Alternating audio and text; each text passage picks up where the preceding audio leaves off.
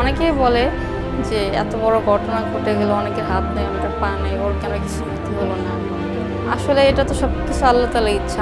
আমার কিছু ক্ষতি হয়নি, আমি আল্লাহর কাছে অনেক শুকরিয়া। আমার ক্ষতি হয়েছে কিনা সেটা তো আমি ভালো করে জানি। আমার শরীরে অনেক জায়গায় কাটা ছিঁড়া দাগ ছিল, এখনো কাটা ছিঁড়া দাগ আছে। 17 দিন পর রানা প্লাজা থেকে রেশমার উদ্ধার হওয়া ঘটনা ছিল সাজানো নাটক, এবার এমনই ইঙ্গিত দিয়েছেন অবসরপ্রাপ্ত লেফটেন্যান্ট জেনারেল চৌধুরী হাসান সোহরাওয়ার্দী।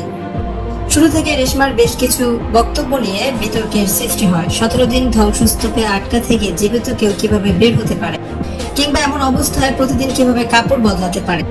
এই বিষয়ে তিনি বলেন, রেশমাকে উদ্ধারের পর অনেক কথা হয়েছে, সংসদে এটা নিয়ে প্রতিবাদও হয়েছে। কিভাবে উদ্ধার হলো, কি হলো, এসব জানতে চাওয়া হয়েছে। আমি নিজে এবং অন্যান্য সংগঠন থেকে বলা হয়েছিল যে এই ঘটনার বিচার বিভাগীয় তদন্ত করা হোক। অনেক মিডিয়া, টেলিভিশন আমার এবং রেশমার কাছ থেকেও ইন্টারভিউ নিয়েছিল।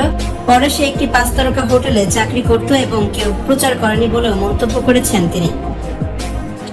সে সময় রেশমার নতুন ড্রেস পরার ব্যাখ্যা দিতে গিয়ে সেনা কর্মকর্তারা সংবাদ সম্মেলনে বলেছেন, যেখানে সে পড়েছিল সেখানে কয়েকটি কাপড় ও খাবারের দোকান ছিল।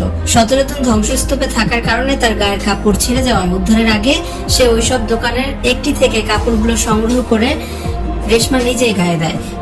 সংবাদ সম্মেলনে বলা হয়, একাধিকবার জামা পরিবর্তন করেছেন রেশমা। এমনকি রেশমার দেয়া বর্ণনা অনুযায়ী তিনি যখন প্রথম 3 তলায় আটকে ছিলেন তখন তার সামনে মাত্র 10 ইঞ্চি ফাঁকা ছিল। ওই ফাঁকার মধ্যে রেশমার ম্যাচিং করা ড্রেস পরা অসম্ভব। তাছাড়া 3 তলায় কোনো দোকানও ছিল না, ছিল শুধু গার্মেন্টস, যেখানে এ ধরনের পোশাক তৈরি হয় না। শতাধিক স্থানীয় বাসিন্দা বলেন, রেশমাকে গোদামঘর থেকে ঢোকানো হয়েছে, উদ্ধার দেখিয়ে আরএস টাওয়ার থেকে বের করা হয়। রেশমাকে যাতে কেউ না দেখে সেজন্য সবার দৃষ্টির আড়ালে আগেভাগেই তারা নাটকের মঞ্চ তৈরি করে রাখেন।